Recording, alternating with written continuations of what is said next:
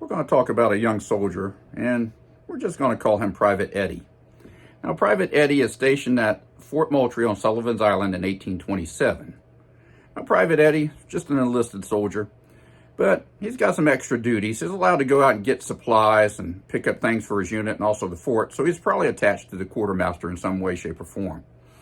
Now, on one of his trips on Sullivan's Island, he encounters a man by the name of Dr. Edmund Ravenel. They become really good friends. Dr. Edmund Ravenel is an older gentleman, and he knows this young soldier is far away from anybody that he knows, doesn't have many friends, and well, frankly, he's kind of a strange bird. So he adopts him basically as an adopted son in respects, treats him as such. He invites him to a get-together of the Ravenel family. Now, at this get-together, he encounters Anna Ravenel. And, well, Private Eddy and Anna Ravenel, Cupid's darts start flying between the two of them, and he wants to start seeing her, dating her. Now, to do this properly back in those days, in order to court a young lady, it was proper to ask permission of her father. So he made arrangements to go meet with Dad. And he meets with Dad. He tells him who he is, what his intentions are, his goals, and, well, it doesn't go real well. What happens is, after he's finished, Dad says, "Are you quite done, young man? From your testimony, you tell me that you're an enlisted man in the United States Army, a mere private. You are the offspring of 2 deceased actors. You have nothing to offer my daughter, and I will not allow her to date beneath the standards of this family. Good day, sir." He has him thrown completely out of the house. Didn't go over too well. But that's not going to stop the young couple. Whenever he's in town, they have messages sent back and forth. She slips out and meets him. One of their places to meet is the Unitarian graveyard. And there, they start making plans to run away together and elope. Well, Dad finds out about it. He takes his power and his control and his influence and his connections.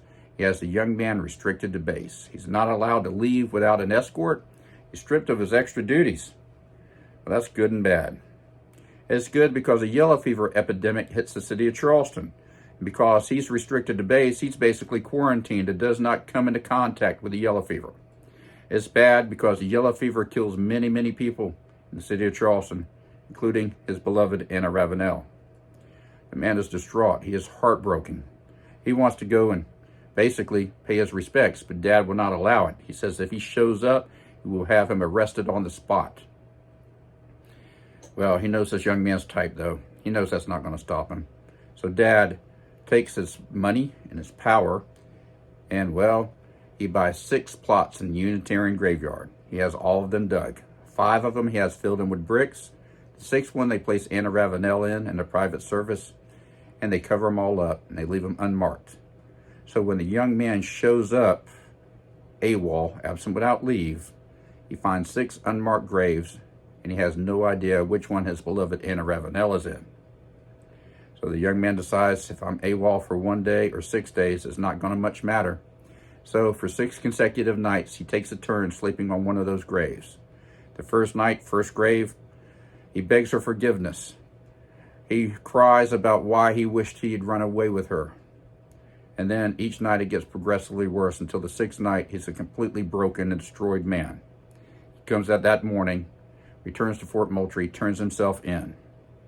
And then they cast him into chains, get ready to throw him into the brig. And he says, "I want to tell you everything. I am not who I say I am. I'm a drunk, and I'm an alcoholic, and I'm a gambler. I ran up a massive debt in my home city of Richmond, Virginia, and there are some very, very bad people that are looking for me. So what I did is I enlisted in the United States Army, knowing the Army would ship me anywhere. Anywhere was better than where I was at, and I could escape my life, and I could start a new life. But now my life is over because the love of my life is dead. And I am not Private Edgar A. Perry.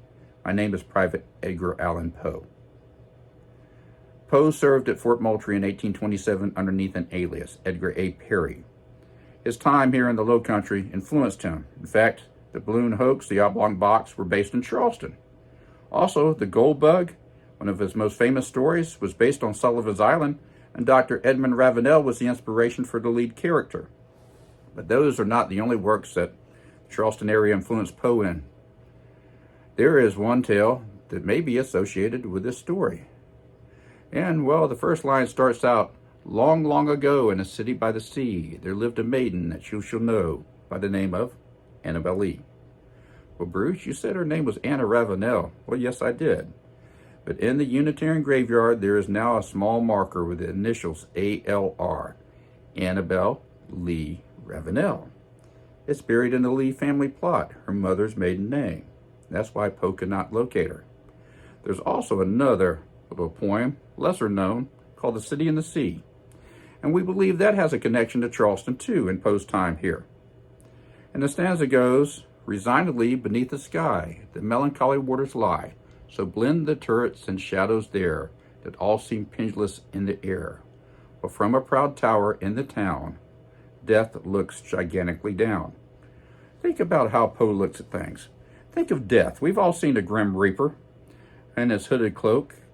Well, imagine him up on top of the highest pinnacle in the city of Charleston, with a crown upon his head, staring down, reigning upon the city like a king, killing people indiscriminately. That is death. Well, the highest point in the city of Charleston during Poe's time would have been St. Michael's Steeple. If you look at the two dark cutouts on opposite sides, it looks like the figure of death with crowns upon his head staring at each other. Death staring from the top of the highest pinnacle in the city of Charleston. And if you approach it, there's an optical illusion. As you get closer to the tower, death looks like it starts looking over the railing, looking directly at you. So, if you're able to encounter this in the city of Charleston, you are standing in Poe's footsteps. And that's a great place to be in one of South Carolina's most haunted cities.